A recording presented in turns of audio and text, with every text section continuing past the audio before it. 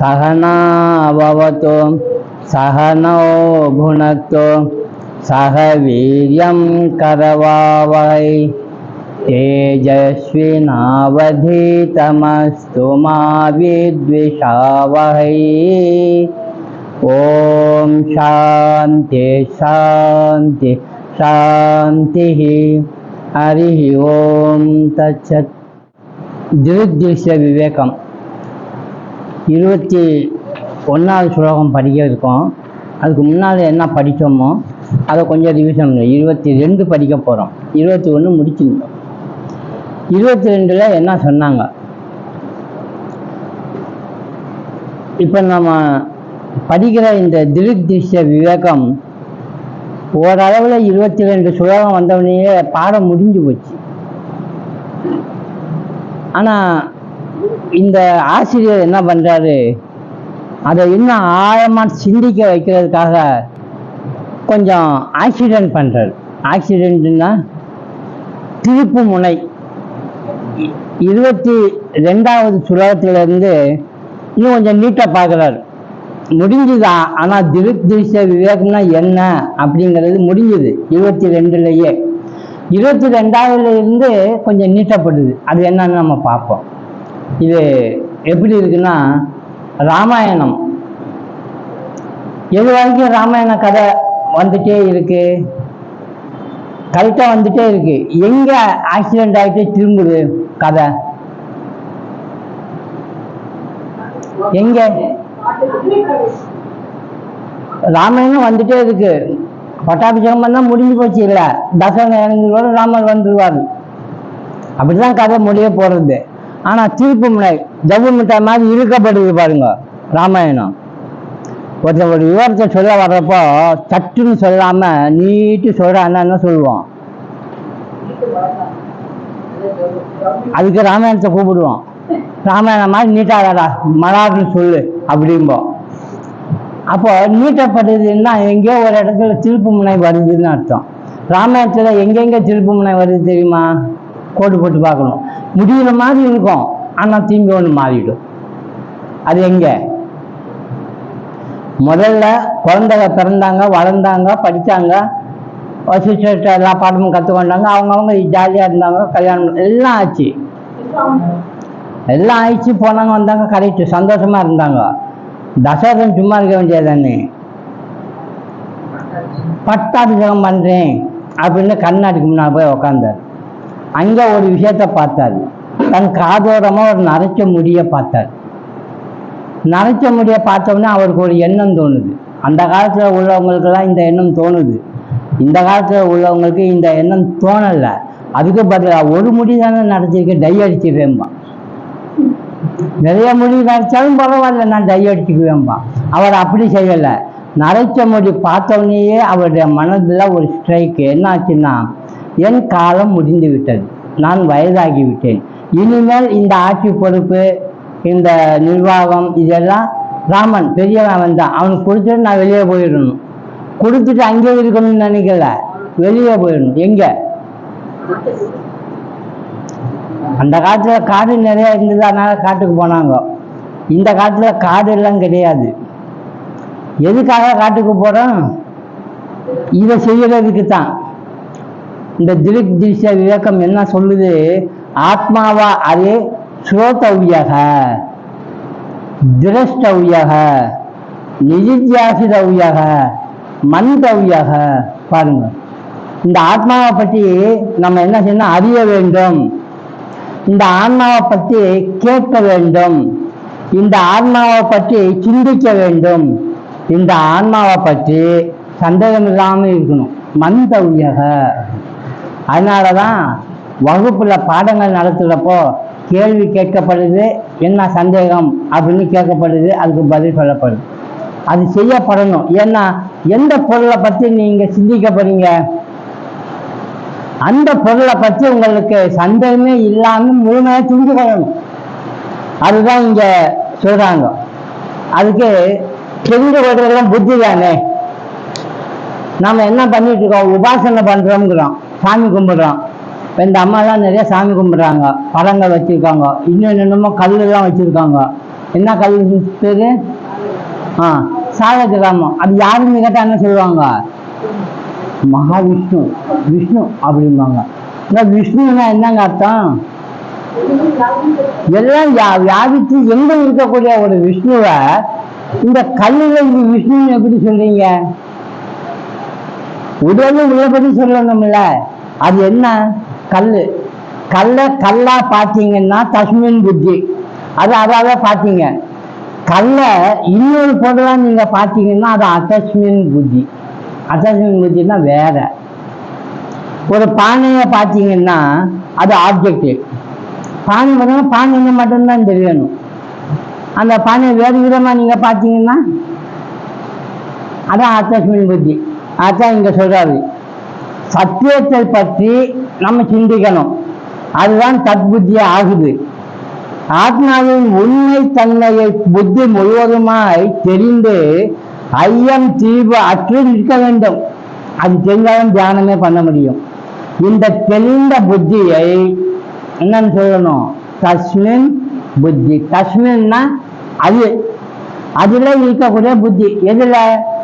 எதை நீங்க பார்த்து ஆப்ஜெக்டாவே பாருங்க. ஆப்ஜெக்டை சப்ஜெக்ட் ஆக்கக்கூடாது. அதைத்தான் இங்க சொல்ல வர்றாரு. அதனாலதான் இதை பார்க்கறதுக்கே சிவபுராணத்திலே சொல்றாரு. தேற்றமே, தேற்ற தெளிவே, அப்புறம் சிந்தனை ஊட்டான உண்ணார் அமுதே. ஃபில்டர் ஆகிட்டே வராது. Filter coffee. ஒரு சுவாமி இருந்தார் திண்டுக்கல்ல, உங்களுக்கு தெரியுமா இல்லையா? பாஸ்வரானந்த சுவாமின்னு பேரு. நடராஜன் வீட்டுக்கு எல்லாம் தெரியும் நல்லா, ஏன்னா அவங்க கூட போயிருப்பா. அவர் எங்கேயா சொற்பொழிவு பண்ணா என் குரல் மாதிரியே இருக்கும். இதை ஏமாந்துட்டு தங்கப்பாண்டியன்னு எப்படி நிச்சய சத்வானந்தா பேசுறாரு அப்படின்னு வந்தாராம். பார்த்தா பாஸ்வரானந்த சுவாமி பேசிட்டு இருக்காரு. அவரு விஷயத்தை அங்கங்க சொல்லுவார். இந்த மாதிரி இந்த தஸ்மின் புத்தின்னா உள்ளது உள்ளபடி சொல்லணும். மாற்றி சொன்னீங்கன்னா அது சரியில்லை. அதான் இங்க சொன்னாரு. தெளிந்த புத்தியை. அவரை பத்தி ஏன் இப்போ சொல்ல வந்தேன்னா, அவர் எந்த வீட்டுக்கு போனாலும் காப்பி சாப்பிட்றீங்களா அப்படின்னு கேட்பாங்க. அவர் என்ன சொல்லுவார் தெரியுமா? ரவி அம்மாவுக்கு தெரியும். டிகிரி காப்பி கொண்டு வாங்க. ஃபில்டர் காப்பி, டிகிரி காப்பி தான் வேணும் அவருக்கு. போட்டு வந்தால் நல்லா ஸ்ட்ராங்காக. டிகிரி காப்பின்னா என்ன? எத்தனை டிகிரின்னு கேட்ட மாதிரி ஃபில்டர் ஆக்கி தரணும். அந்த ஃபில்டர் தான் இது தெளிந்த புத்திங்கிறது. திருமந்திரத்தில் இருக்கு தெளிவு. தெளிவுன்னு என்ன தெளிவு? பார்க்கறதுல ஒரு தெளிவு, சிந்திக்கிறதுல ஒரு தெளிவு, சேவை செய்யறதுல ஒரு தெளிவு. பாருங்க, தெளிவு ஏற்படுதுங்கிறார் பகவான. இப்படி பகவானை கூட நீங்க பார்க்க வேண்டாம். குரு வார்த்தையை சொல்றப்பவே அது என்னென்ன தெளிவாக்கிட்டே போகுது பாருங்க. அதை இங்க சொல்றாரு. தஸ்மின் புத்தினா தத்புத்தி. அறிவதை ஐயன் தீபற்று அறிந்ததின் வண்ணமாகி விட வேண்டும். அதைத்தான் இங்க சொன்னார். இதுக்கு அந்த அறிவுக்கு பிரத்யான்னு சொல்லுவாங்க. இன்னொன்று ஆங்கிலத்தில் சொன்னா உங்களுக்கு புரியும்னு நினைக்கிறேன். இந்த தஸ்மின் புத்தியில உண்டான ஞானம் அது அப்படியே உடல் உள்ளபடி காட்டுச்சுன்னா அதுக்கு என்ன பேர் தெரியுமா? கோக்னிஷன். அப்படின்னா அப்படியே கிரகிக்கிறது. அதைத்தான் இங்க கோக்னிஷன் சொல்றாங்க. பெரும்பாலும் சாதாரண படிவ கல்லில் விஷ்ணுவை பார்ப்பது அத்தஸ்மின் தத்புத்தி. சாதாரண படிவம் அதுல விஷ்ணுவை பார்க்கிறாரு. கல்லை கல்லாக பார்க்கணும்னா அது தஸ்மின் புத்தி.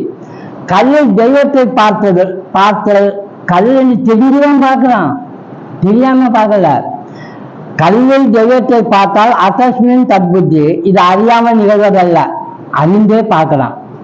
கல்லென்று தெரிந்தே அதில் விஷ்ணுவை பார்ப்பது. சாதி கிராம கல்லில் விஷ்ணு எழுந்தருள செய்யப்படுகிறார். இப்படி ஏன் பண்ணணும் அப்படின்னு கேட்டா இதுக்கு பேர் தான் உபாசனை.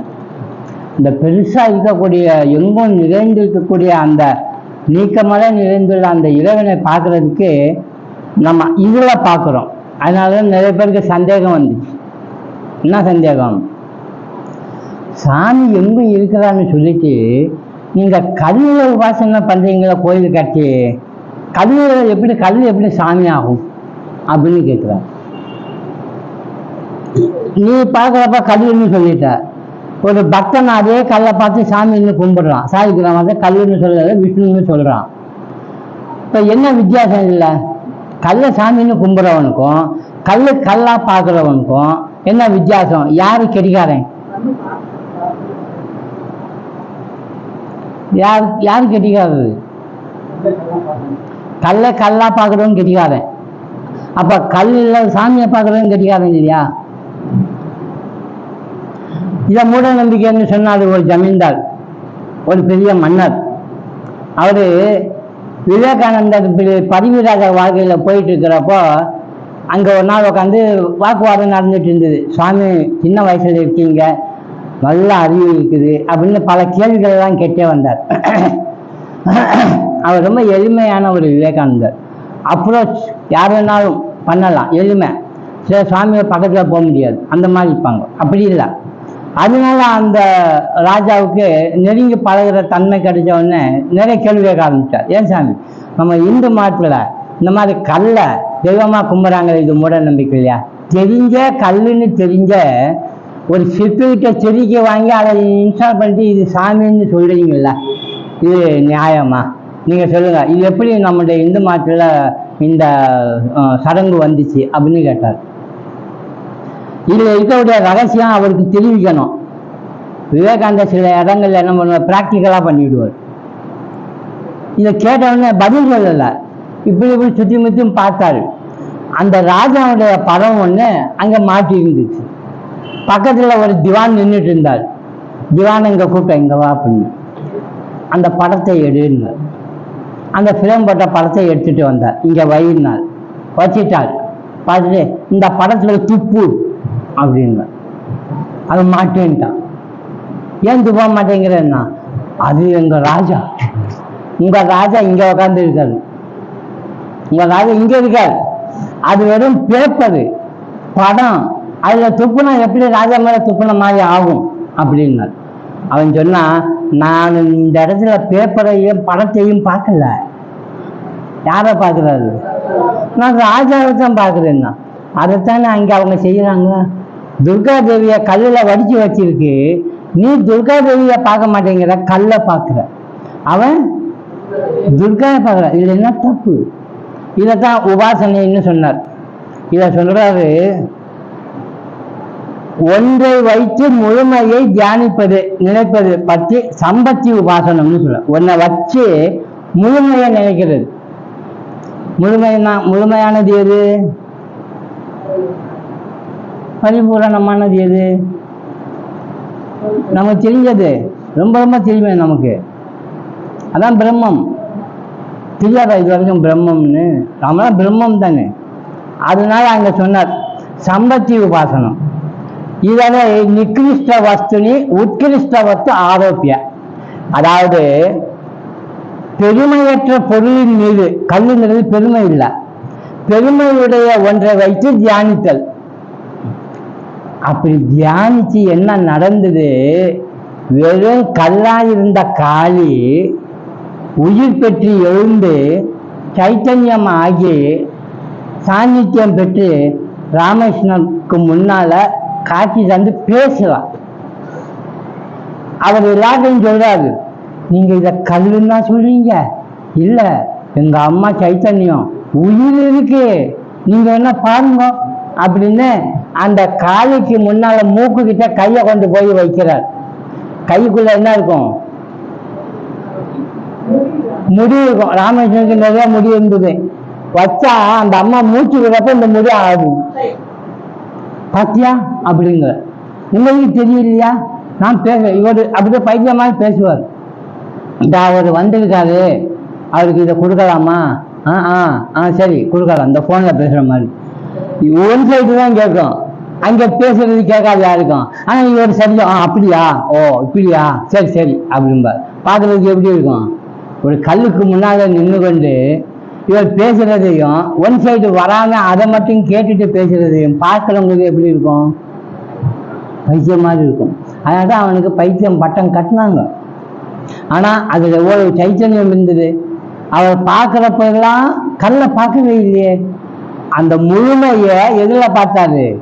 பெருமையற்ற ஒரு கல்லில் பார்த்தார் அப்படின்னு சொல்றார். அதான் இங்க சொன்னாரு, அறிந்ததின் மீது தியானம் புரிதலை தெளிய வைக்கிறது. மங்களாக தெரிந்தவை தெளிவடைந்து பளிச்சென்று தெரிய ஆரம்பிக்கும். பழக்க தோஷம் கெட்டு மனம் வசப்படும் அப்படின்னு சொல்றார். பழக்க தோஷம் கெடணும். பழக்க தோஷம்ங்கிறது என்னது? தியானிப்பவர்கள் இந்த பொருளை நினைச்சு தியானம் பண்றாங்கல்ல, அவங்க செய்யற ஒரு தப்பையும் அதை சரி பண்றதையும் எடுத்து சொல்ல போறார். உடல் நான் என்பது உண்மை. இந்த உடல் நான்கிறது உண்மையா இல்லையா? இல்லைன்னு சொல்லுவாங்களா? உண்மையா இருக்கிறனால தான் நம்ம நடந்து போக வர முடியுது, சம்பாஷணை பண்ண முடியுது, நம்மளை யாருன்னு நினைக்கிறத மறக்காம இருக்க முடியுது. இந்த உடல் நான் இல்லைன்னா நீங்க யாருன்னு கேட்டா உங்க பேர் சொல்லுவீங்களா? உடல்ல நீங்க இல்லைன்னு சொல்லிட்டீங்களா? அப்ப அந்த உடல் கூடிய பேர் எப்படி சொல்லுவீங்க? சொல்ல மாட்டீங்க. அதனால உடல் நான் என்பது உண்மை. எது உண்மை அல்ல? நான் இருக்கு பாருங்க, அந்த நான் உடல்ன்றது தான் உண்மை இல்லை. இது புரியுதா? உடலை நான் சொல்றது தப்பு இல்லை. இந்த உடல் நான், இந்த உடல் தான் அப்படின்னு சொல்றது தப்பு இல்லை. அந்த நான் சொல்றோம் இல்ல, உண்மையான பொருள் நான், அந்த நான உடல்னு சொல்லக்கூடாது. இது புரியுதா? இது புரிஞ்சாதான் அடுத்த ஸ்டெப்பு போக முடியும். நாம தப்பு பண்றது அதுதான். உடலை நான் நிறைய சம்ரட்சணை பண்ணலாம், ஆனா நான் தான் உடல் அப்படின்னு நினைச்சீங்கன்னா தப்பாயிடுது. அது 50 ஆண்டு காலம், ஒருத்தவனுக்கு 50 வயசுன்னு வச்சுக்கோங்க. இப்படி மாற்றி மாற்றி நினைச்சு 50 ஆண்டு அவன் என்ன பண்ணியிருக்கான்? பழக்க தோஷம் ஆயிருக்கு. அப்போ இதை மாற்றணும்னா என்ன செய்யறது? 50 ஆண்டு அவன் மாற்றணும் இல்லை? இதை மாற்றுறதுக்காக தான் ஒரு திருமந்திரக்காரர் ஒரு உண்மையை சொல்லிட்டு போனான். ஒருத்தர் உடலை பழிக்கிறான், தூற்றத்தை, நாட்டம் துருத்தியை, மலம் நிறைந்த குப்பையை, எதை? உடம்பை அப்படி திட்டு இந்த உடம்பை வெறுக்க வைக்கிறார். இன்னொருத்தர் வர்றாரு, அவர் என்ன சொல்றாரு தெரியுமா? உள்ளம் பெரும் கோயில், ஊன் உடம்பு ஆலயம், தெல்ல தெளிந்தாருக்கு ஜீவன் சிவலிங்கம். ஏயா இப்படி எல்லாம் 2 பேரும் மாறி மாறி போய் குழப்புறீங்கள, உடலை நினைக்க வேணாமான்னு கேட்டா நீங்க என்ன செய்வீங்க? ஆன்மீகத்தில் இது ஒரு பெரிய விஷயம். இதைத்தான் சொல்றது பழக்க தோஷம்னு. உடல் பல உறுப்புகளினால் உண்டான ஒரு கட்டமைப்பு இல்லையா? உடல்னு சொன்னா எத்தனை உறுப்பு இருக்கு, அத்தனையும் சேர்ந்து தானே நீங்க உடல்னு சொல்றீங்க. ஒரு மரம் எத்தனை கட்டமைப்பு இருக்கு மரத்துல? வேறு கண்ணுக்கு தெரியாது, கண்ணுக்கு தெரிகிறது இலைகள், கிளைகள், பிராஞ்சு, கடினமாது, தண்டு, அது எல்லாமே தெரியுது. அல்ல காய் எல்லாம் தெரியுது. இதெல்லாம் சேர்த்துத்தானே நீங்க அதை மரம்னு சொல்றீங்க. சரி, ஒரு இலைய போய் தொட்டு இது மரமானு கேட்டா இதை சொல்ல போறீங்களா? இல்லைன்னு சொல்லுவீங்களா? இலைன்னு சொன்னாலும் அது என்னது? மரம்தான். அதான் உடல் பல உறுப்புகளால் உண்டான கட்டமைப்பு. உடலை போலவே அகில முழுமையும் கூட பல உறுப்புகளின் கட்டமைப்பு. அகில உலகம், இந்த உலகத்தில் இருக்கிற எல்லாமே ஒரு பெருசா இருக்கிற கட்டமைப்பு. அந்த கட்டமைப்பு சேர்ந்து ஒரு ஆள் இருக்கான். அவன் யாரு? ஆமா, அதான் கட்டமைப்பின் ஆதாரமாக சச்சிதானந்தம் உள்ளது. கட்டமைப்பின் ஆதாரம் எது? உலகத்தினுடைய கட்டமைப்பின் ஆதாரம் எது? சச்சிதானந்தம். உடம்புல உள்ள உறுப்புகள் கட்டமைப்பு எது? நான் சொல்லக்கூடிய அந்த ஜீவா. அதை சொல்ற. இதை அறிவதற்கு தடையாக நிற்கும். எது தடையா நிற்குது? இது அறிய முடியல. இது எதுன்னா பழக்க தோஷம். நான் உடல்னு சொல்லி நானும் போய் உடல்னு சொல்லிட்டேன் பார்த்தீங்களா? உடல் நான் தான், ஆனா நான் தனியான ஆளு. என்கிட்ட இருக்குது உடல். வீடு என்னது? நான் வீடா? சைக்கிள் என்னது? நான் சைக்கிளா? சைக்கிளும் அவனும் வேற என்ன நல்லா தெரிஞ்சிருக்கல. இங்க நாம அப்படிதான் சொல்லணும். இந்த கட்டமைப்பு கொண்ட இந்த உடலும் உள்ளே இருக்கக்கூடிய சூக்ஷ்ம சரீரம், மனம், புத்தி, சித்தம், அகங்காரம், அதுவும் அஞ்ஞானமும் அந்த ஜீவனும் இதெல்லாம் என்னது? ஒரு கட்டமைப்பு. இது எல்லாமே என்கிட்ட இருக்கிற பொருள். நான் அது அல்ல. அந்த நான் அது அல்லன்னு நினைச்சிட்டு நிக்கணும். அது நின்றுச்சா? இது வரைக்கும் நிக்கலைங்க. இதான் பழக்க தோஷம்னு சொல்றோம்.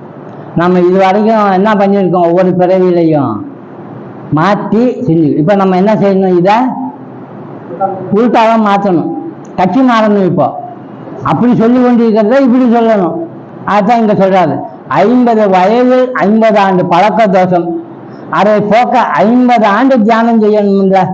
நான் உடல் அல்ல என்று தெரிந்து கொண்டால் மட்டும் போதாது, அதன் மீது தியானம் செய்வதும் அவசியமாகிறது. இது எதுக்கு சொல்ல வரோம்னா, அடுத்த சுலோகம் 22 இந்த நிதித்தியாசனம், மனநம், மந்தவியாக, சுரோத்தவியாக, நிதித்தியாசித்தவியாக அப்படி சொல்றோம்ல, அது அத்தனையும் செய்ய சொல்றார் அடுத்த சுலோகத்தில். அது செய்யாம முடியாது. தியானம் உன்னை கட்சி மாற்றி சரி செய்து கொள்ள உதவும், புது கட்சிக்கு உன்னை இட்டு செல்லும். இதைத்தான் விவேகானந்தர் சொன்னாரு. நீ என்ன ஆயிருக்க இப்ப தெரியுமா? ஹிப்னாட்டைஸ்ட் ஆயிருக்க. ஹிப்னாட்டைஸ் ஆகிட்டோம், பிரெயின் வாஷ் ஆகிருக்கோம். என்னன்னு? இல்லாத ஒரு பொருளை இருக்குன்னு நினைச்சு, இல்லாத ஒரு உடம்பு சரீரத்தை போய் நான் நினைச்சிட்டு வாழ்ந்துட்டு இருக்கோம். இது ஹிப்னாட்டிஸ்ட். இப்ப நீங்க மாறணும்னா நீங்க இப்ப என்ன பண்ணணும்? நீங்க இதை இல்லைன்னு சொல்லணும். இல்லைன்னு சொல்றதுக்கு என்ன பண்ணணும்? எது உங்களை மாத்திச்சு? தப்பா? ஹிப்னாட்டிஸ் தானே, ஹிப்னாட்டிசம் தானே. இப்ப நீங்க என்ன செய்யணும்? அதே ஹிப்னாட்டிசம் மாற்றணும். Dehypnotise version. டி ஹிப்னாட்டிஸ்னா என்னது? அது இல்லைன்னு சொல்லி இப்போ ஹிப்னாட்டைஸ் பண்ணிக்கோங்க. நான் இது இல்லை, நான் இது இல்லைன்னு சொல்லி மாற்றிக்கோங்க. அதுதான் ஹிப்னாட்டிஸ். அது எவ்வளவு காலம்ப்பா செய்யணும்னா, நீங்கள் எத்தனை வருஷம் வரைக்கும் ஹிப்னாட்டைஸ் ஆகிருக்கீங்களோ அத்தனை தடவை நீங்கள் சொல்லி ஆகணும். இது எப்படி இருக்கு தெரியுமா? பரம்பரை பணக்காரன் ஒருத்தன் இருக்கான், புதுசாக ஒருத்தன் பணக்காரன் ஆகிட்டான். 2 பேருக்கு என்னங்க வித்தியாசம்?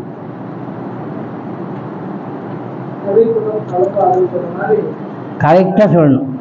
பரம்பரை பணக்காரன் எப்படி இருப்பான், புதுசா பணக்காரன் ஆனா அவன் எப்படி இருப்பான்? புதுசா பணக்காரன் ஆனவன் ஏழ்மையில இருந்தவன், ஏழ்மையில இருக்கிறப்ப என்னென்ன காரியமெல்லாம் செய்து பாருங்க, கவனிச்சு பாருங்க. அவன் பணக்காரன் ஆயிட்டான்னா அவன் ஒவ்வொரு உலகத்துல எப்படி தன்னை காட்டிக்குவான் தெரியுமா? நான் பணக்காரன், நான் பணக்காரன் சொல்லிட்டு திரிவான்.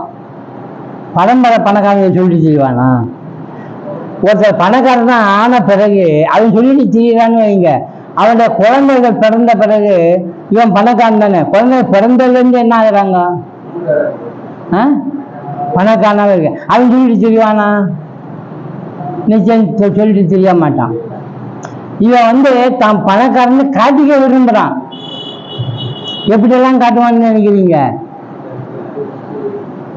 4 விரல்லையும் மோதிரம் போட்டுப்பாரு, உள்ள நெக்லஸ் போட்டுப்பாரு, கடுக்கான் போட்டுப்பாரு. ஐயா கொஞ்சம் வாங்க அப்படின்னு சும்மா வாங்கன்னு கூப்பிட வேண்டியதானே? ஏன் கையாடி வாங்க அப்படின்னா விரல் இருக்கிறத பார்க்க சொல்றாரு. அது பற்றியே பேசுவார். வேற என்னமோ ரத்னக்கல் வச்சா நல்லா ஆகும்னு சொல்றாங்க, உங்களுக்கு தெரியுமா அதை பற்றி? இந்த நான் ஒன்று போட்டுக்குவேன் அப்படின்னு அவன் என்ன கேட்டாரா? இப்போ இதெல்லாம் வழியை போய் சொல்லுவான். இதெல்லாம் எதாவது அறிகுறி? இவன் புதிய பணக்காரங்கிறதுக்கு அறிவு. இயற்கையே பணக்காரனா இருந்தா அவன் என்ன செய்வான்? ஒன்றும் செய்ய மாட்டான். சப்போஸ் ஒரு பிள்ளையார் கோயிலில் ஒருத்தன் சிறை தேங்காய் அடிக்கிறான்னு வைங்க, டமார்னு, இந்த புது பணக்காரன் ஓட்டு அதை எடுத்தாலும் எடுப்பான். ஏன்? பழக்க தோஷம். பணக்காரன் ஆயிடுச்சுன்னு அது எடுக்கக்கூடாதுன்னு தெரியுமா? அந்த கொஞ்சம் எடுக்க வைக்குது. பரம்பரை பணக்காரன் போவானா? அதெல்லாம் 10 தாங்க அடிச்சுட்டு பாட்டு போயிட்டே இருப்பான். இவனுக்கு தாங்க முடியாது, சும்மா போகுது அப்போ எடுக்கணும். ஏன்? என்ன? அவன் எடுத்த பழக்கமானவன். அதனாலதான் ஆங்கிலத்துல இந்த பழக்கம்ங்கிறதுக்கு என்ன வார்த்தை? ஹேபிட் இல்லையா? ஒரு வார்த்தையே கூட ஹேபிட்டா மாற்ற முடியலைங்க. ஹேபிட் அப்படின்னு இருக்கு. If you remove the H, what will remain? Habitல H remove பண்ணீங்கன்னா a bit பாருங்க, a bitன்னு எதை காட்டுது? அந்த ஹேபிட்டை, ஒரு ஹேபிட்டை மாற்றலாம். ஹெச்சை ரிமூவ் பண்ணுறான், ஏ பிட்டுங்களாம். சரி, ஏஐயும் ரிமூவ் பண்ணணும், ஏஐ ரிமூவ் பண்ணுறான், பிட் இருக்கு. பியை ரிமூவ் பண்ணுறான், ஈட்டு இருக்கு. ஈட்டுன்னா அந்த அந்த பழக்கம் பாருங்க, ஒவ்வொன்றா ரிமூவ் பண்ணாலும் அந்த ஹேபிட்டில் இருக்க அந்த பழக்கம் மாற மாட்டேங்கிறாங்க. அப்போ எவ்வளோ கஷ்டம். நாம் என்ன மாதிரி ஹேபிட் நமக்கு பழக்க வழக்கம் வந்திருக்கு, இதுதான் கஷ்டம் நமக்கு. அதனால தான் இங்கே சொல்லப்பட்டது. அடுத்து 22வது ஸ்லோகம் பாருங்க. உபேக்ஷ நாம ரூபே திவே சச்சிதானந்த தத்பரக சமாஜம் சர்வதா குறியாத் ஹிருதயேவா அசவா பகிஹி. உள்ளேயோ வெளியேயோ என்ன செய்யணும்? சமாதியும் சர்வதா குறியாத். சர்வ காலமும் அதை பற்றி சின்ன பண்ணிட்டே இருக்கும். சமையல் பண்ணுறப்போ, தாளிக்கிறப்போ, நடக்கிறப்போ, படுத்துக்கிறப்போ சின்ன பண்ணிட்டே இருக்கும். ஹிப்னாட்டிசம்ங்கிறது அதுதான். எதை பற்றி சின்ன பண்ணும்? உலகமும் பிரம்மமும் சேர்ந்து இருக்குது, கலப்படமாக சேர்ந்து இப்போ நம்மகிட்ட இருக்குது. அதுக்கு ஒரு வார்த்தையே போன சுலத்தை சொன்னோம். என்னன்னா அது ரெண்டும் கலந்து இருக்கிறது எது? உலகத்தையும் அதையும் பிரிக்கலாம். ஆனால் இப்போ சேர்ந்து இருக்கிறப்ப அதுக்கு என்னன்னது பேரு? சச்சிதானந்தம் உலகம். அத மூணையும் இந்த ரெண்டையும் சேர்த்து என்ன சொன்னாரு? அஷ்டி பாதி பிரியம் நாம ரூப. இது மறக்கக்கூடாது. பஞ்சகம் சொன்னமா? அஷ்டி பாதி பிரியம் நாம ரூபம். இப்ப அந்த 5 இருக்கும். இதுல எது நமக்கு ஆகாதது? நாம ரூபம். நாம உண்மையிலே என்னவா இருப்போம்? அஷ்டி பாதி பிரியம் 3 சொன்னாலும் கூட அது என்னது? ஒண்ணுதான். சச்சிதானந்தம்ங்கிறது ஒண்ணுதான். அது பர தத் பர. இந்த பொழிப்புரைக்கு சாமஸ்கிருத தாத்பரியம் அப்படிம்பாங்க. தாத்பரியம்னா என்னது? தத் பர. அதனுடைய முழுமையான உள்ளர்த்தம். ஒரு விஷயம் சொன்னோம்னா 2 கருத்து எப்பவுமே இருக்கும். ஒன்று லிட்டரல் மீனிங். லிட்டரல் மீனிங்னா உலக அப்படியே சொல்றது. இன்னொன்று இன்னர் மீனிங். இன்னர் மீனிங்னா அது என்ன ஐடியா வச்சிருக்கோ பிஹைண்ட் தட், அந்த ஐடியா பின்னாடி இருக்குது. அதை புரிஞ்சுக்கணும். எது சொன்னாலும் நம்ம மேலோட்டமாக உள்ள கருத்தை மட்டுமே சொல்லுவோம். அது தப்பாகுது. அதுதான் இங்க சொன்னாரு. நாம ரூபம் 2ஐயும் விட்டு விட்டு அப்படின்னா உதாசீனப்படுத்து நாம ரூபத்தை. சச்சிதானந்த தத்பரா, சச்சிதானந்த ஸ்வரூபமாக நீ இருந்து ஹிருதேவா அசவா பகிஹி, இதயமாகிய மனத்திலோ அல்லது வெளியிலோ சர்வதா எப்போதும் சமாதியும் குறியா, ஒருவர் மனதை நிலைநிறுத்தி பழக வேண்டும். ஆக நமக்கு விஷயம் தெரிஞ்சா பத்தாது. என்ன செய்யணும்? இத பதஞ்சலி யோக சூத்திரத்துல பதஞ்சலி அருமையா ஒரு சென்டென்ஸ் கொடுத்தார். அபியாசம் பண்ணு. இதுக்கு பேர் தான் அபியாசம் பண்ணணும்னு. அபியாசம் பண்றதுன்னா என்னது? பழக்கம் வர்ற வரைக்கும் அதை செஞ்சுட்டே இருக்கிறது. இங்க இருக்கிறவங்க யாருக்காவது டைப் படிக்க தெரியுமா? பழகிட்டீங்க. லோவரா இதெல்லாம் பழகிட்டீங்க. முத நீங்க டைப் அடிக்கிறப்போ நீங்க எப்படி இருந்தீங்க? எப்படி ஏஎஸ்டிஎஃப்டி செமிகோலன் எல்கேஜி அடிச்சீங்கல்ல, அப்போ அதை மிஷினை பார்த்தானே அடிச்சீங்க. இங்க இப்படி பார்த்து ஏஎஸ்டிஎஃப்டி அப்படின்னீங்க இல்லை. அது எந்த விரலுக்கு எந்த எழுத்துன்னு பார்த்து எவ்வளவு சிரமப்பட்டீங்க. இந்த அபியாசம் எப்போ முடிஞ்சது? இப்படி பண்றது பார்க்காம அடிக்கிற வரையும் அபியாசம் பண்ணிருக்கீங்க. இப்போ ஒரு பேஸ் வச்சு இந்த பக்கம் வைக்கிறீங்க, இதை ட்ரை பண்ணணும். அதைத்தான் பார்க்குறீங்க, மிஷினையே பார்க்கல. அது பார்த்துட்டு அடிக்கிறீங்க, இப்படி தள்ளுறீங்க, அடிக்கிறீங்க, தள்ளுறீங்க. பாருங்க எப்படி அந்த எழுத்து இந்த விரல் கரெக்டா போகுது. பழக்கம்ட்டாங்க பார்த்தீங்களா? அபியாசத்தை பழக்கம். சின்ன குழந்தைய நம்ம பழக்கி விடுவோம் நடக்கிறதுக்கு. அது நடக்க தெரியாது. எப்படி பழக்கி விடுவோம்? நம்ம 2 விரைய கையில கொடுத்து அந்த காலத்துக்கு இப்படிதான். இப்போ இந்த அப்படின்னா அந்த குழந்தைக்கு இந்த காலத்துக்கு வைக்கணும். இப்போ இந்த காலத்துக்கு அப்படிதான் நாமளும் நடந்தோம். இப்போ நீங்க மனசை நினைச்சு இப்போ நான் இந்த காலத்துக்கு வைக்கிறேன், இப்போ இந்த காலம் வேகமாக தூக்கி வச்சேன், இப்போ வேகமாக நடந்து அப்படி யாராவது நினைக்கிறீங்களா? என்ன ஆச்சு? அது நடந்து எப்படி வந்தேன்னு தெரியல, நடந்ததா ஓடணுமான்னு கூட தெரியாது. சில நேரம் பின்னால் நாய் துரத்திச்சின்னு வைங்க, வீட்டுக்கு வந்து சேர்ந்துடுவீங்க. நான் நடந்து வந்தேன்னா ஓடி வந்தேன்னா நமக்கே தெரியாது. யார் கற்றுக் கொடுத்தா இதை? அவ்வளோ சீக்கிரம். ஆக முறை இச்சை, இந்த இச்சை செயல்தான் அபியாசத்துக்கு முதல் படி. அது என்ன ஆகணும்? அனிச்சை செயலா மாறணும். நிதித்தியாசனம் அப்படிங்கிறது நீங்க யாரு, நான் இந்த உலகம் இல்லைப்பா அப்படிங்கிறத இச்சை செயலா முதல்ல செஞ்சுட்டே இருங்க. அபியாசம் எத்தனை காலங்க செய்யணும்? எவ்வளவு நாள் செய்யணும்? ஒரு வாரம் செஞ்சுட்டு ஒரு வாரம் லீவ் விடலாமா? இல்லை தொடர்ந்து செய்யணுமா? இதைத்தான் கண்டிக்கிறார் பதஞ்சலி. அபியாசஸ்தோ தீர்க்க கால நைரந்தைரிய சத்கார சேவிதா திருட பூமிகி. அபியாசம் முழுமை அடைவதற்கு எவ்வளவு காலம் செய்யணும்னு கேட்டா தீர்க்க கால,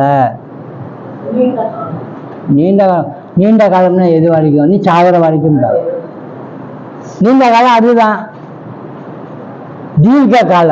அப்புறம் சொல்ல நைரந்தைரியம் நிரந்தரமா. ஆமா, வாரம் வர்றதுன்னு நிரந்தரமா வாரம்.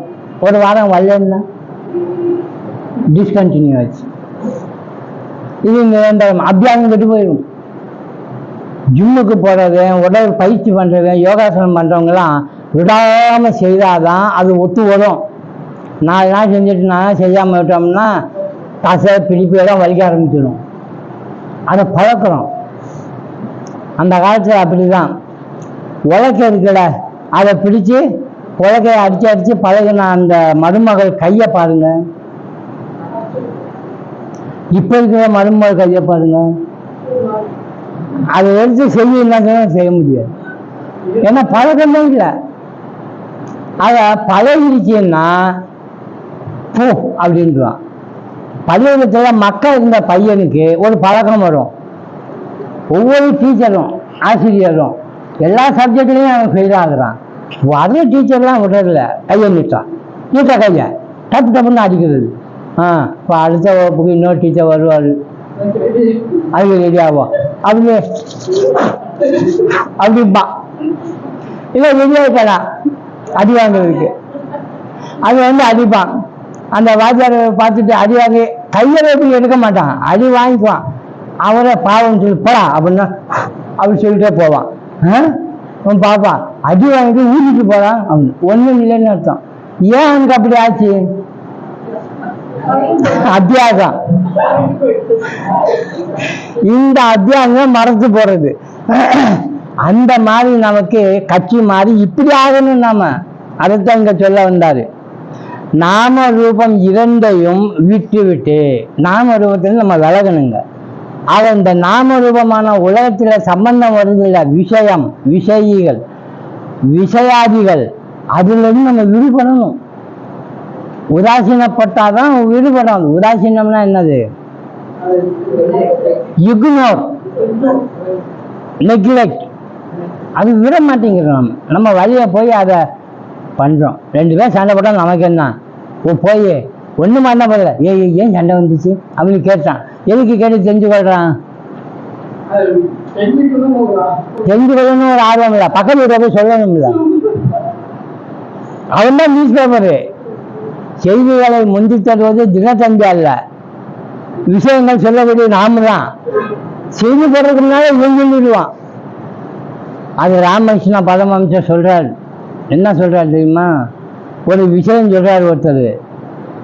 அந்த ஊர்ல மழை வெள்ளம் வந்துருச்சாமா, 2-3 தெருவுலாம் தண்ணியாமா. அப்படின்னா கேட்க மாட்டீங்களா? அப்படியா? நான் இன்னைக்கு செய்தித்தாள் படிச்சேன், அதுல ஒன்றும் அது மாதிரி வரலையே, நான் நம்ப மாட்டேன்.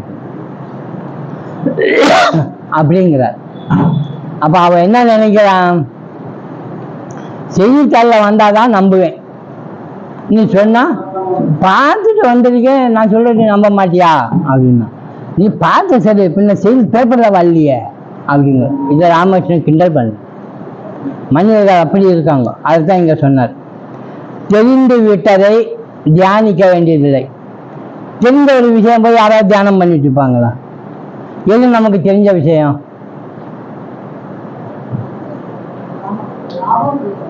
அதான் தெரிஞ்ச விஷயம். நமக்கு நல்லா தெரிஞ்ச விஷயம் எது சொல்லுங்க. பிரம்மமா? ரொம்ப ஆச்சரியமா இருக்கு. அப்ப கிளாஸே வேண்டாமே, நல்ல விஷயம் தெரிஞ்ச நமக்கு நல்லா தெரிஞ்ச விஷயம் என்னன்னா, நான் சுப்பிரமணி,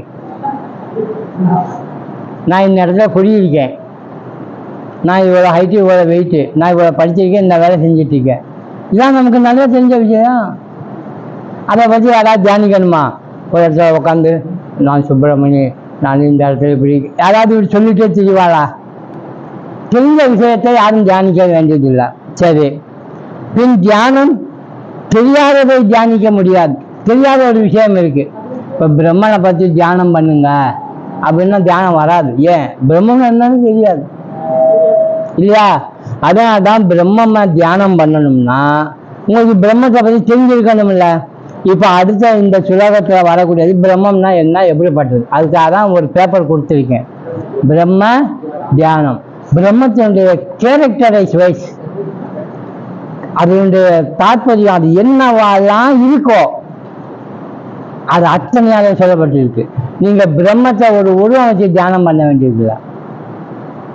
குணத்தை, அந்த சகுணமா இருக்கக்கூடிய விஷயத்தை வச்சு தியானம் பண்ணாலே அது நிர்குணமா மாறி போயிடும் கண்டிப்பா. அதை தான் இங்க சொன்னாரு.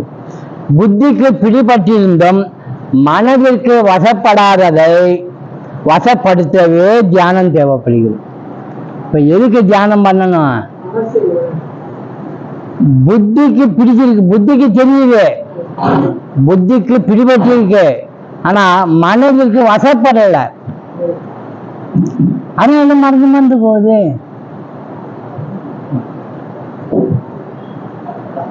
கையில பிடிச்சுக்கணும், வச்சா போதுங்க.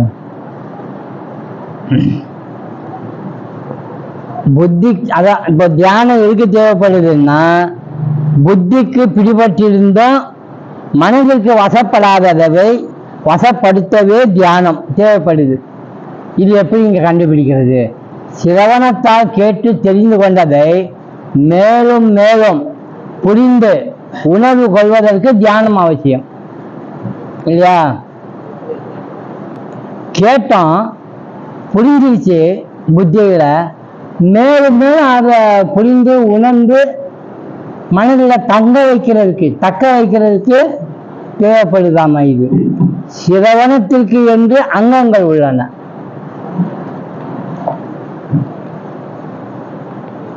அந்த கரணம்னா என்ன? நமக்கு நாம் படிச்சிருக்கோம்ல, எது அந்த கரணம்? மனம், சித்தம், புத்தி, அகங்காரம். இந்த தொகுப்புக்கு பேரு தான், தனித்தனியா இல்லை, அந்த கரணம்னா ஒரு உறுப்பு தான். அது செய்யற வேலையை பொறுத்து நம்ம என்ன சொல்றோம்? அகங்காரம், இது மனசு, நிச்சயம் பண்ணிச்சுன்னா இது புத்தி அப்படின்னு அவன் சொல்றான். இதைத்தான் அந்த கரணம்னு சொல்றோம். அந்த கரணத்தை, நைசல்யத்தை, தியானம், அந்த கரண சுத்தியை கர்மாவும் தருகின்றன. அதாவது நிஷ்டலனம், அலைபாயாது சாந்த நிலையில் இருப்பது நைசல்யம்ங்கிறது. அந்த கரணத்தில் அறிவும் உணர்வும் ரெண்டுக்கும் வித்தியாசம் நிரம்பி உள்ளன. சம்பவ அறிவு, செயல் அறிவு, தகவல் அறிவு, இது எல்லாமே அந்த கரணத்துடைய அறிவு. சம்பவம், செயல், தகவல். உதாரணமா ஒரு மனிதன்கிட்ட என்னென்ன உணர்வுகள் இருக்கும் பாருங்க. அறிவு ஒரு பக்கம் இருக்கட்டும், உணர்வுன்னு ஒன்று இருக்கும்ல. சாந்தம், இன்பம், அன்பு, கருணை, பயம், கோபம், பொறாமை, வெட்கம், அருவருப்பு ஆகிய 9 அந்த கரண உணர்வுகள், பாவரசங்கள்னு சொல்றான். இப்போ மன ஒருநிலைப்பாடு ஏகாக்கிரம்ங்கிறோம், இல்லாத அலைவது விக்ஷேபம் நம்ம சொல்றோம்ல. இப்போ இந்த மனதில் ஒருமைப்பாடு இல்லை, அதனால இந்த அலையுதுங்க. மனம் அலையத்தான் செய்யும், ஒரு இடத்துல நிற்காது. இந்த மனதை அலைகிறது எங்கெங்கே போய் என்னென்ன செய்யுமோ அதுக்கெல்லாம் பின்னால் நாமும் போவோம். ஒரு விஷயத்தை பற்றி நீண்ட நேரம் சிந்திக்க முடியாமல் மனம் அலைவுறுவது இல்லையா? ஒரு விஷயத்தை எடுத்துக்கொண்டா அந்த மனம் சரியா புரிந்து கொண்டு நிற்காது, இதுதான் அப்படின்னு. நிற்க வைக்கிறதுக்கு ஒரு ஆள் வேணும். யாரா வேணும்? இதுதான்யா அப்படின்னு முடிவு பண்ணணும். ஆத்ம சைத்தன்யத்தை அறிய ஒட்டாமல் திரை போல் மறைத்து கொண்டு நிற்பது ஆவரணம். அந்த ஆன்மாவை பற்றி தெரிஞ்சு கொள்ள முடியாம புத்தி அடைப்பாயிறதுக்கு என்னன்னு பேரு? விக்ஷேபம். அந்த விக்ஷேபம் அடைப்பாயுது இல்லை, அது உண்மையான விஷயத்தை காண விடாம திறப்பட்டு மறைச்சி இருக்கு பாருங்க, அதுக்குதான் ஆவரணம்னு பேரு. ஒரு விஷயம் முடியும், ஏதோ ஒண்ணு இருக்கு, அது என்னன்னு தெரியல, ஆனா அது இன்னொரு விதமா காட்டிட்டே இருக்குது. அப்படின்னா நம்ம எதை பத்தி சிந்திக்கணும்? இப்போ அந்த ஏதோ ஒண்ணு இருக்குல்ல, அதுதான் அது மேல காட்டப்பட்டது இல்லை. அது நமக்கு நல்லாவே தெரிஞ்சிச்சு. இந்த நாம ரூபம்லாம் நித்தியம் இல்லை, வரும் போகும், இன்பமும் தரும் துன்பமும் தரும். இதுக்கு அப்பால ஏதோ ஒண்ணு இருக்கு. அந்த ஏதோ ஒண்ணு அது என்னன்னு இன்னும் தெரியல நமக்கு. அதான் சொல்ற, ஏதோ இருக்கிறது என்பது மட்டும் தெரிகிறது, என்ன அது என்பது சரியா தெரியாம போயிடுச்சு. இவ்வாறாக ஆவரண சக்தி நம்மள மறைக்குது. அப்ப 2 சக்தி இருக்குது. ஆவரணத்தை நிவர்த்தி பண்ணணும், விக்ஷேபத்தை நிவர்த்தி பண்ணணும், மலை நிவர்த்தி நமக்கு தடுக்கக்கூடியதையும் நிவர்த்தி பண்ணணும். இந்த 3 நிறைவேறணுங்க. அதான் இங்க சொல்ல வர்றது. அதான் இங்க சொன்னாரு, கூர்த்த மெய்ஞானம்னு சொன்னார். எதுல? அதுதான் அந்த கூர்த்த மெய்ஞானத்தை நிதித்தியாசனம்னு நம்ம சொல்ல போறோம். மலை நிவர்த்திக்கு கர்மயோகம் உதவுது. இப்ப ஏன் கர்மயோகம் செய்யணும்?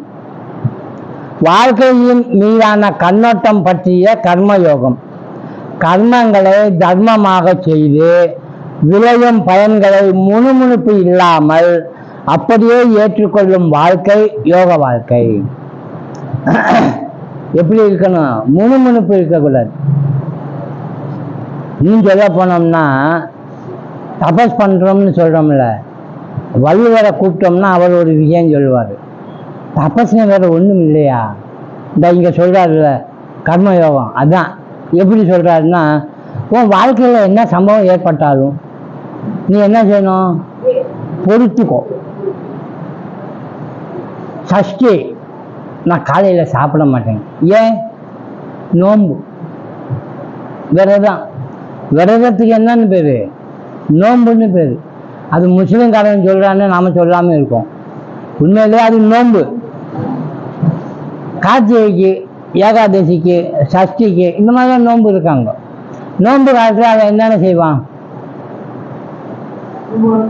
பொறுத்துக்குவான்.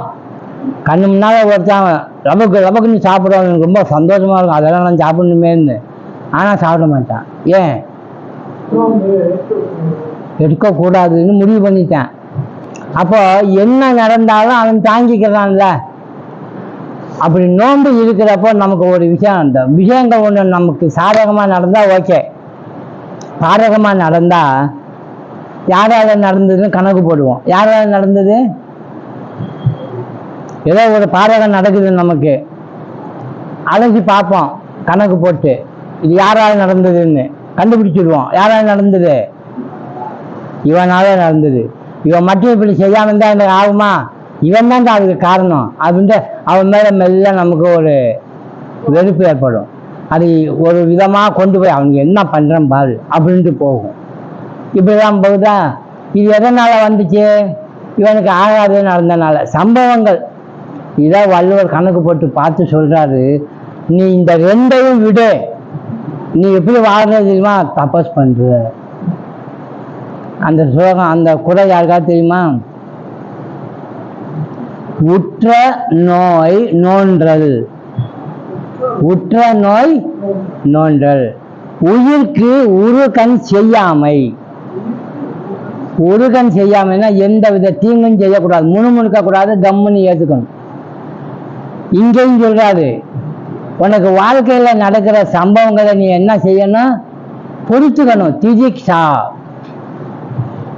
சமாதி சட்ட சம்பத்துன்னு ஒன்று இருக்கு. சமம், தமம், உபரதி, திதிக்ஷா, சமாதானம் அப்படின்னு 6 இது சொல்லுவார். அதில் திதிக்ஷான்னா பொறுத்துக்கிறது இல்லையா. பகவத்கீதையிலையும் சொல்றாரு என்னன்னா, புலன்கள் விஷயங்கள்ல போய் அனுபவிக்குது, கொஞ்ச நாள் அனுபவிக்கும், அப்புறம் அது வேணாம்னு விட்டுரும், நிச்சயம் இல்லைன்னு திரும்பி இன்னொன்று போய் பிடிக்கும். அதனால இது புலன்களை தொட்டு வாழக்கூடிய விஷயங்கள், இது வரும் போகும், அது நிச்சயமே இல்லை. சுக துக்கம் எப்படி இருக்குது, வரும் இன்னைக்கு நாளைக்கு போகும். அதனால இதை நீ கண்டுக்காத. அப்ப அது உனக்கு வந்தா நீ என்ன செய்யணும், பேசாம பொறுத்துக்கோ. மாத்ரா ஸ்பர்ஷாஸ்து கௌந்தேய சீதோஷ்ண சுகதுக்கதாக ஆகமா பாயுன அனித்யாக தான் திதிக்ஷஸ்வ பாரதா. அவைகள் அனித்தியம், அதை பொறுத்துக்கொள். பொறுத்து கொள்றப்போ வேற வழி இல்லை, என்ன பண்றது, இப்பெல்லாம் ஆயிடுச்சு எனக்கு அப்படின்னு முணுமுணுக்க கூடாது. அம்மா அதைத்தான் இங்க சொல்றாரு. இதை பகவத்கீதையில இன்னொரு விஷயமா சொல்றாரு, விளையும் பயன்களை முணுமுணுப்பு இல்லாமல் அப்படியே ஏற்றுக்கொள்ளும் வாழ்க்கை யோக வாழ்க்கை. கர்ம யோகம்னா, கர்ம யோகம்னா என்னன்னு தெரியுமா, வேலை செய்யறதுக்கு மட்டும்தான் அவனுக்கு அதிகாரம். அந்த பலனை நீ எதிர்பார்த்தேன்னா நல்லா இல்லை, அது வேலை அல்ல, யோகம் அல்ல, அது வேலை. கர்மம் கர்மமா செய்தேன்னா நீ மாட்டிக்குவ, கர்மம் யோகமா செய்தேன்னா நீ பொழைச்சிக்குவ, மாட்டிக்க மாட்ட. யோகமா செய்தீங்கன்னா என்ன கேட்டா, நீ எதை செய்தாலும் அதுல பலன் உனக்கு வேணும்னு நினைக்காது. அதுக்கு ஒரு பகவத்கீதை ஸ்லோகம் இருக்கு, யாருக்கு தெரியும், ஒரே ஒரு ஸ்லோகம். கர்மணி ஏவ அதிகாரகாஸ்தே மா பலேஷு கதாச்சன. ஒரு பொழுதும் பலன்கள்ல மனசை வைக்காது, அதிகாரம் கிடையாதுங்கிறார். கர்மணி ஏவ அதிகாரக அஸ்தே, கர்மம் செய்வதற்கு மட்டும்தான் அவனுக்கு அதிகாரம். உடனே அர்ஜுனனுக்கு ஒரு மாதிரி ஆச்சு. கிருஷ்ணா, ஒரு சந்தேகம். என்ன சந்தேகம் தெரியுமா, ஒருத்தன் ஒரு வேலை செஞ்சான்னா பலனே எதிர்பார்க்காம சும்மா வேலை மட்டும் செய்யறது, பலன் வேண்டாம்னு சொன்னா எப்படி வேலை செய்ய தூண்டும். ஒரு ஏதாவது ஒன்று பாராட்டு, பள்ளிக்கூடத்திலே ஒரு பையன் நல்ல பாராட்டி எல்லாருக்கும்னா பரிசு கொடுத்தோன்னா அதை அப்படியே டம்முன்னு நிற்கிறான். அடுத்து இதே மாதிரி 10 இது தான் செய்யணும் அப்படின்னு நினைக்கிறான். வேலையெல்லாம் செய்ய தூண்டுது இல்லை, நல்லது. அப்படி கர்மம் செய்யறப்போ பலனே இல்லாமல் எதிர்பார்க்காம வேலை செய்யணும்னா எப்படிங்க பலன் இல்லாமல் வேலை செய்யுது, உங்களுக்கு புரியுதா? பலனை எதிர்பார்க்காம வேலை செய்ய சொன்னா வேலை செய்யறதுக்கு மனசு ஒருத்தவங்க வருமா அப்படின்னா. அப்போ கிருஷ்ணர் சொன்னாரு, நான் சொன்னதை அப்படியே செய், இந்த மாதிரிலாம் கேள்வி கேட்காத. பலன் காட்டாம நீ வேலை செஞ்சனா உனக்கு நல்லதுதான். அதான் எப்படி நல்லதுன்னு கேட்குறேன். அப்பா அவர் சொன்னாரு, நீ கேட்க மாட்டேங்கிற, ரகசியத்தை சொல்லிடுறேன் அப்படின்னு. ரகசியத்தை சொன்னா அவன் புரிஞ்சுக்குவான்னு நினைக்கிறீங்க, மேற்கொண்டு குழப்பமாகும். அந்த ரகசியம் என்ன தெரியுமா, இங்க பார், 20% நீ வேலை செய்கிற, பலன் எவ்வளோ கிடைக்கும், ஜாஸ்தி கிடைக்குமான்னா 20%க்கு 20% பலன் கிடைக்கும். விரலுக்கு தகுந்த உழைப்புக்கு தகுந்த ஊதியம் அப்படின்னா. ஆமா அப்படின்னாரு. நான் பலனை எதிர்பார்க்காம செய்யணும்னு சொல்றேன் பார்த்தியா, நீ அப்படி பலனை எதிர்பார்க்காம செஞ்சேன்னா நீ சொல்பம் அபியாச கவுண்டேய, நீ கொஞ்சம் வேலை செய்தாலும் பலனை எதிர்பார்க்காம அது என்ன செய்யும், மகத்தோ ரொம்ப பெரிய பலனை தரும். இவ்வளவுன்னு கணக்கு கிடையாது. அதனாலதான் பலனை எதிர்பார்க்காதுன்னு சொன்னான். கிருஷ்ணா, நீ முதலையே சொல்லியிருக்கலாம்ல, இதை ஏன் இப்படி ரகசியமா வச்சிருந்த? எப்படியோ இப்போ உனக்கு புரிஞ்சுதா இல்லையா? புரிஞ்சிச்சு. என்ன புரிஞ்சுதுன்னா, பலனை எதிர்பார்க்காம செஞ்சோம்னா நிறைய பலன் கிடைக்கும். தீந்து அதிலே விழுந்துட்டான். அதனாலதான் அவர் சொல்லவே இல்லை. பலனை எதிர்பார்க்காம செய்யறதுக்கு மனசை வர மாட்டேங்கிறாங்க. அதான் இங்க சொல்றார்.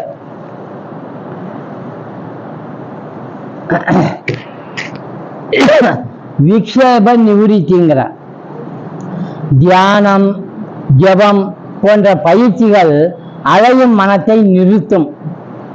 ஒரு கருத்தை நெடிய நேரம் சிந்திக்க இப்பயிற்சி உதவும். நம்ம இப்ப கிளாஸ் எடுக்கிறோம். ஒரு கிளாஸ் எப்படி அமைக்கணும்னு தெரியுமா?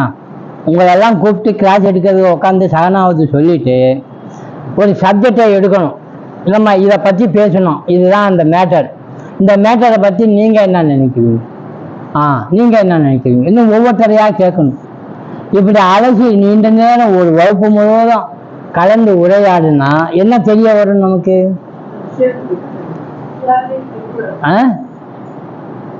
என்ன தெரிய வரும்? அதுல இருந்து நீங்க ஒரு 10 பேர் இருக்கிறீங்க. இந்த மாதிரி ஒரு வகுப்பு வைப்போம். நிச்சயமா வைக்கிறப்போ ஒரு கருத்தை எடுத்து அலசி பார்த்து ஒவ்வொருத்தரையா கேட்டு தெரிஞ்சவொடனே ஒரு தெளிவு ஏற்படும். அந்த தெளிவின் மூலமா நமக்கு என்ன புரிஞ்சிருக்கும்? ஒவ்வொருத்தரும் ஒவ்வொரு விதமா சொல்லியிருப்பாங்க இல்லையா? கடைசியில் ஒரு கன்க்ளூஷன் வரும் இல்லை? அதுலேருந்து என்ன தெரிஞ்சிருக்கும்னா, இவ்வளவு காலமும் ஒவ்வொருத்தரும் இப்படிதான் நினைச்சிட்டு இருந்தாங்கன்றதோட நமக்கு தெரிய வரும். அதுக்கு பயந்தே யாரும் முன்னால வர மாட்டேங்கிறாங்க. தெரிஞ்சிடுமோ, எனக்கு இவ்வளவுதான் தெரிஞ்சிருக்கு அப்படின்னு கண்டுபிடிச்சிருவாங்களோ? அப்படி இல்லை. இது செய்யணும். நான் எவ்வளவு தூரத்துல நிக்கிறேன், எனக்கு இவ்வளவுதான் புரிஞ்சிருக்கு அப்படின்னு. அப்பதான் அந்த புரிதல்ல எப்படி இருக்கும்? நோக்கரிய நோக்கே, நுணுக்கரிய நுண் உணர்வு. அதை நம்ம தெளிவா புரிஞ்சுக்கணும். அப்படி தெரிஞ்சு கொண்டாதான் அவனை பத்தி நம்ம புரிஞ்சு கொள்ள முடியும். அதைத்தான் இங்க சொல்றார்.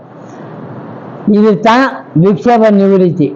இந்த மாதிரி கூட்டு சத்தங்கம் ஒன்று வைக்கணும். ஆவரண நிவிருத்தி அப்படின்னா எது மறைச்சிருக்கு? இந்த பாம்பு வந்ததுக்கு காரணமே கயிறை மறைச்சனாலதான். கயிறு மறைக்கப்படலைன்னு வைங்க, கயிறும் தெரியும், பாம்பும் தெரியும். ஆனா பாம்பை உற்பத்தி பண்ணணும்னா கயிறு மறைச்சுதான் ஆகணும். வழி இல்லை. திரைக்கு பின்னால் மறைந்திருப்பது போல் இருக்கும் உண்மை பொருளை திரை விலக்கி காட்டுவது எது அப்படின்னு கேட்டா குருவின் உபதேசம். சாஸ்திர விஷயத்தை குரு எடுத்து உரைக்க அதை கேட்பதே சிரவணம். ஆக எப்படி திரையை எடுக்கிறது அப்படின்னு யோசிச்சா அவர் சொல்லுவார் விஷயத்த. சிரவணம் அப்படின்னா பொருள், உண்மையான பொருள் எப்படி இருக்கு அப்படின்னு சொல்ல சொல்ல சொல்ல அதை நம்ம சிந்திச்சுட்டே வந்தா நாம ரூபமான திரை என்ன ஆகும்? யாருமே உண்மை பொருளை நமக்கு புகுத்த முடியாது. யாராவது ஒருத்தர் நமக்கு சொல்லி புரிய வச்சுட்டாங்கன்னா அவர் என்ன பண்ணியிருக்காரு? நம்ம கிட்ட இருக்கிற மறைப்பை, திரையை விலக்கியிருக்கார் இல்லையா? நேருக்கு நேர் உண்மையை பார்க்கணும், சும்மா கொஞ்சம் பார்க்கக்கூடாது. ராமானுஜாச்சாரியார் சொன்னார், நேருக்கு நேர் உண்மையை எப்படி பார்க்கறதுன்னா உங்களுக்கும் இடையில, எனக்கும் உங்களுக்கும் இடையில ஒரு ஸ்கிரீனை போட்டலாம். நான் இப்போ பார்த்தேன்னா உங்களை, நீங்களும் என்ன பார்க்க முடியாது. பார்க்கணும்னு எனக்கு ஆசை, இல்லாட்டி உங்களுக்கு ஆசை, என்ன பண்ணலாம்? ஸ்கிரீனை எடுக்க முடியாது. நடுவில் ஒரு ஓட்டையை போட்டாங்க. அந்த ஓட்டை வழியா நீங்க பார்ப்பீங்களா இல்லையா? அப்போ பார்த்துட்டோம்ல. இப்போ உண்மையில பார்த்தோமா பார்க்கலையா? ஆனா அது முழுமையா பார்க்கல. அப்போ ஓட்டை கொஞ்சம் பெருசா பண்ணிடலாம். அப்படி சூழ்ந்து ஓட்டையை கொஞ்சம் பெருசு ஓட்டை பண்ணிட்டான். இப்போ காட்சி எப்படி இருக்கு? கொஞ்சம் நல்லா தெரியுது. இன்னும் கொஞ்சம் பெரிய ஓட்டை பண்ணிடலாம். இப்போ அதிகமாயிட்டே போகுது. எப்போ நேருக்கு நேரம் முழுமையா பார்ப்போம்? பெரிய ஓட்டையாயிடணும், தெரியவே இல்லாம வந்துடணும். இதைத்தான் ராமானுஜா சொன்னார். நாம அனுபவத்துக்கு தகுந்த மாதிரி அந்த திரை விலகிய அந்த பிரம்மனை நாம பார்க்கிறோம். கொஞ்சம் கொஞ்சமா எவ்வளவுக்கு திரை விலக்கி இருக்கோமோ, எவ்வளவுக்கு நமக்கு புத்தி இருக்கோ அவ்வளவு. இதைத்தான் வள்ளுவர் சொல்ல வந்தார். நம்ம பிராக்டிஸ் பண்ணணும். நிற்க அதற்கு தக. என்ன படித்தோமோ அதுக்கு தகுந்த மாதிரி நின்னோம்னா நம்ம படித்ததெல்லாம் நீட்டாக தெளிவாக படிச்சிடுவோமா. அதை அப்படி கற்றுக்கோங்கிறார். எப்படி கற்றுக்கணும்? கசடு அதை. ஆனால் குற்றம் இல்லாமல் பாருன்னா ஒரு ஓட்ட வழியாக பார்த்துட்டேன்னு சொல்கிறாரு. குற்றம் இல்லாமல் அப்படின்னா மலமே இருக்கக்கூடாது. கசடாக கற்க, அதை சொன்னார். அதைத்தான் இங்கே சொன்னார். சிரவணம் அங்கே என்றால் அது செல்லும் இடமெல்லாம் உடன் வரும் அங்கங்கள், மனமும் நிதித்தியாசனமும். சிரவணம் ஒரு சட்டைன்னு வச்சுக்குங்க. அது போட பக்கம்லாம் என்னென்ன வரும்? சட்டை போட்டவனும் வருவான்ல, நாம தான் அந்த சட்டை போட்டவங்க. நான் சிரவணம் பண்ணுறேன்னா நான் போட பக்கமெல்லாம் மனநமும் நிதித்தியாசனமும் வரும் இல்லையா? அது கூடவே வரும் இல்லையா? ஆக மனநமும் நிதித்தியாசனமும் ஒரு இடத்துல உட்காந்து செய்ய முடியாது. அதைத்தான் இங்கே சொல்ல வர்றாரு. இங்கே ஸ்ரோத்ரியம் என்று சிரவணம் மட்டும் சொல்லப்படுகிறது. குருவிடம் கேட்டு தெரிந்து கொள்ள உடனே செல் எனப்படுகிறது. ஸ்ரோத்ரியம் அப்படின்னா போ உடனே கேளு அப்படின்னு. கேட்டால் மட்டும் போதுமா? கேட்பதுங்கிறது அங்கி, சட்டை. அந்த அங்கங்கள் தெளிதல், சிந்தித்து இருத்தல். ஆகையால் சிரவணத்துடன் மனனம் நிதித்தியாசம் இரண்டையும் சேர்த்து செய் எனப்படுகிறது. எப்பவுமே சட்டையில உள்ள நம்ம இருக்கோம். நாம எதை சிந்திக்கிறோம்? மேல மட்டும் சிந்திக்கிறோம். உள்ள இருக்கிறத நம்ம சிந்திச்சோம்னா நமக்கு ஒரு உண்மையான தெளிவு ஏற்படும். உதாரணமா, மாடியில ஒரு கட்டில படுத்திருக்காரு ஒருத்தர். அவர் ஒரு ஞானி. கீழே அவங்க வீட்டுக்கார அம்மா துணி துவைச்சிட்டு இருக்காங்க. அந்த காலத்துல காங்கிட்டு கிடையாது, மரத்திலேயே காங்கிட்டு மாதிரி போட்டு வச்சிருக்காங்க. கட்டில இருந்து அவர் தொப்புன்னு விழுந்துட்டார் கீழே. சத்தம் கேட்கும்ல. இந்த அம்மா கீழே இருந்து கேட்குறா, என்ன சத்தம் அப்படின்னு. அவர் மேல இருந்து சொன்ன, என் சட்டை கீழே விழுந்தது, அதான் சத்தம். சட்டை கீழே விழுந்ததுக்கு ஒரு பெரிய சத்தமா? நான் அதுக்குள்ள இருந்தேன்ல அப்படின்னு என்ன அர்த்தம்? என்ன விழுந்தது? அவர் விழுந்தாரு, ஆனா நான் விழுந்தேன்னு சொல்லல. அவரு என் சட்டை விழுந்ததுங்கிறார். அவர் விழுந்ததான் சட்டைன்னு சொல்றாரு.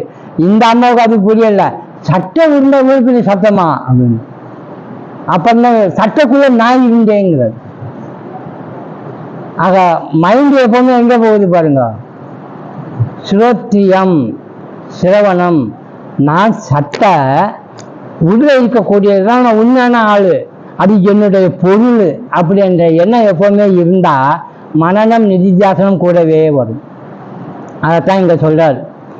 திரிக் திரிசிய விவேகம் தத் பதம் பற்றிய துவம் பதம் பற்றியும் விளக்குகிறது. தத்துன்னா எது? அந்த பொருள். அதாவது பிரியம், அஸ்தி, பிரியம், இதான் சத்து. துவம் அதான் தத்து. துவம்னா நான் ஒருவற்றை பற்றி கொண்டிருக்கேன் பாருங்க, அந்த ஆள். இருப்பது ஒன்று மட்டுமே, அது சத்தியம், ஞானம், அனந்தம். இந்த அந்த அஸ்தி, பாதி, பிரியம் மட்டும் பிளஸ் அதோட சேர்ந்து நாமளும் இருக்கோம்ல, இந்த உடம்பு அது இதுன்னு. இந்த சட்டை விழுந்ததுன்னு சொன்னா அதனால மற்றும் நாம இருப்போம். இப்ப நம்ம கிட்ட எத்தனை இருக்குது? 5ங்கிறது அந்த 3 சேர்ந்து 1. நாம இருப்போம் அடிஷனல். தத்து என்பது ஈஸ்வரம், அது பிரபஞ்ச காரணம். இந்த உலகமும் இந்த பிரம்மமும் மூவுலகையும் அது படைத்தது, அதுக்கு பிரம்மம்னு சொல்லிட்டோம். அது அஸ்திபாதி பிரியம், சச்சிதானந்தம் இல்லையா? படைக்கப்பட்ட உலகங்கள் நாம ரூபம், அஸ்திபாதி பிரியம், நாம ரூபம் ஆகிய 5ம் ஒரு முழுமை இல்லையா? அந்த முழுமையில நாம எங்க நிக்கணும்? அஸ்தி பாதி பிரியத்துல நிக்கணும். நம்ம எங்க நிக்கிறோம்? அது தப்பு. அதான் கட்சி மாறணும்னு சொல்றேன். இது ஜீவன் ஈஸ்வரன் இரண்டும் அடங்கும்.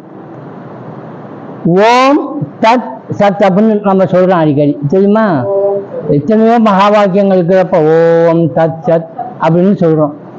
ராமகிருஷ்ண பரமஹம்சர் உலகத்தோடு சேர்ந்து ஐக்கியமான பின்ன தன்னுடைய ஜீவத்துவத்தை சைத்தன்யத்தை நிர்விகல்ப சமாதியில அடக்கி உலகத்தோடு ஐக்கியமாயிட்டார். நாமரூபத்தில் அவர்தான் பிரம்மம் போயிச்சாங்க. தான் நாமரூபமே இல்லாம அதில் போய் ஐக்கியமாயிட்டார். தோத்தாபுரிக்கு ஒன்று என்ன பண்றதுன்னு புரியல. 40 வருஷம் நான் பயிற்சி எடுத்து அனுபவித்த ஒரு பொருளை 3 நாளில் அந்த ஓம் தத்துவத்தில் போய் சேர்ந்துட்டானே. இப்படியே இருந்தா அப்படியே அவன் கரைஞ்சு போயிடுவான். அப்புறம் என்ன ராமகிருஷ்ணன் என்ன பண்ணீங்கன்னு இவங்க எல்லாம் கேட்க ஆரம்பிச்சிடுவாங்க. இவன் மக்களுக்கு தேவை அப்படின்ட்டு கீழே இறக்குறார். எப்படி இறக்குறது? அந்த விஷயத்தை தான் மீண்டும் சொல்றார். அங்கிருந்து கீழே இறக்கிறதுக்கு எங்க இருக்காரோ அந்த பேரை சொல்றார். ஓம் தத் சத் அப்படின்னு கத்துறா. அப்படி ஆகாசத்துல கொடுக்குறாரு ஒளி. அந்த ஒளி வட்டமா போய் போய் போய் போய் யார் ஒருத்தர் அந்த ஓம் தத்துவத்துல உட்காந்துருக்காரோ அவர்கிட்ட போய் காரியம் விழுவுது. ஓம் தச்சத் ஓம் தச்சத்னு கொஞ்சம் கொஞ்சமா கீழே இறங்குது. அப்படி இறக்கி கொண்டு வந்தார். அப்புறம் தான் சரீரத்துக்குள்ள புகுந்துச்சான். இப்போ இப்படிப்பட்ட விஷயங்கள் திரிக் திருஷ்ய விவேகத்தில் ஏற்கனவே சொல்லப்பட்டது. அனைத்து செய்திகளும் இங்கு முடிவடைந்து விட்டது, முடிஞ்சிருச்சு. ஓம் தச்சத் என்று எழுதி முற்றுப்புள்ளி வச்சிடணும், முடிஞ்சிச்சு. ஆனா ஆயினும் இந்நூல் மேலும் தொடர்கிறது. என்ன தொடருது? நிதித்தியாசனத்தில் இருந்து திரிக் திருஷ்ய விவேகம் மீண்டும் துவங்குகிறது. இதான் நிதித்தியாசனம். இப்ப 22 படிக்கிறோம்னா பண்ண சொல்றார். வழக்கமாக நிதித்தியாசனம் குருவின் கையில் ஒப்படைக்கப்படும். இது அதிகமாக வெளியில் பேசப்படுவதில்லை.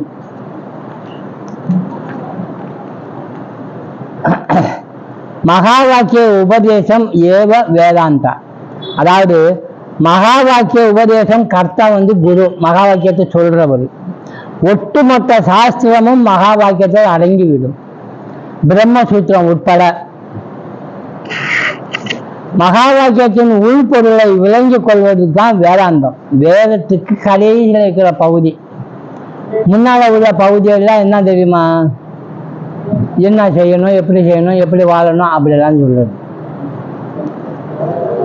திரிக் திருஷ்ய விவேகம் நல்ல வாய்ப்பாக பயன்படுத்தி நிதித்தியாசனத்தை விளக்க முற்படுகிறது.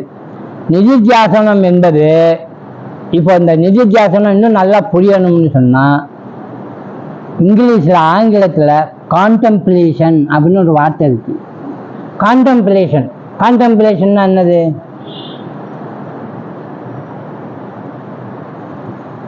திங்க் ஓவர் இட் அப்படின்னா சிந்தனை பண்ணுன்னு அர்த்தம். அது திங்க்னு சொன்னாலே போதும். ஆனால் கான்டெம்ப்ளேஷன் வேற சொல்ற. அப்படின்னா ஆழ்ந்து சிந்தித்தல். அதுக்காகவே ஒரு ஆழ்ந்து சிந்திக்க வைக்கிறதுக்குன்னு ஒரு ஆர்கனைசேஷன் வந்தது, தெரியுதா? என்னதுன்னு? ஆழ் நிலை தியானம் அப்படின்னு ஒரு ஆர்கனைசேஷன் வந்துச்சு. ஆங்கிலத்தில் என்னன்னு பேர் வச்சாங்க? டிரான்சென்டென்டல் மெடிடேஷன் அப்படின்னு பேர் வச்சாங்க. அப்படின்னு ஒரு மகர்ஷி இருக்கார். அவர் தான் இந்த ஆர்கனைசேஷன் ஆரம்பித்தவர். அங்கே போய் உக்காந்தோம்னா விஷயங்களை சொல்லிட்டு அதை ஆழ்ந்து சிந்திக்க வைப்பார். அதை தான் இங்கே சொல்றார். இதைத்தான் நிதித்தியாசனம்னு சொல்ல வச்சார். இந்த நிதித்தியாசனத்தை தான் கூர்த்த மெய்ஞானத்தால் கொண்டு உணர்வார் தம் கருத்தை அப்படின்னார். இது ஆக பாருங்க, எல்லா ஞானிகளுமே விஷயம் புரிஞ்சு வச்சிருக்கிறாங்க. நிதித்தியாசனத்தை 2 பகுதிகளாக திரிக் திருஷ்ய விவேகம் பேசுகிறது. 2 பகுதியா. ஒன்று, நாம ரூபங்களை உதாசீனப்படுத்துவது, எதை? உலகத்தை. இன்னொன்று, சச்சிதானந்தத்தின் மீது கவனம் செலுத்துவது, இல்லையா? சச்சிதானந்தத்தின் மீது கவனம் செலுத்தணும். அதே நேரத்தில் நாம ரூபங்களை விளைக்கிறது. நாம ரூபம் என்பவை உலகப் பொருட்கள். பொருள்களின் மீதான எண்ணங்கள் ஏதாவது ஒரு உலக பொருளிலிருந்து சிந்தனையை தொடங்கி, ஏதாவது ஒரு பொருள் எடுத்துங்க, அங்கிருந்து சிந்தனையை தொடங்கி எண்ணத்தை சச்சிதானந்தத்தில் கொண்டு வந்து முடிக்க வேண்டும். எப்படி பயிற்சி கொடுக்கிறாருன்னு பாருங்க. கவனம் முழுவதும் சச்சிதானந்தத்தின் மீது மட்டுமே இருக்க வேண்டும்.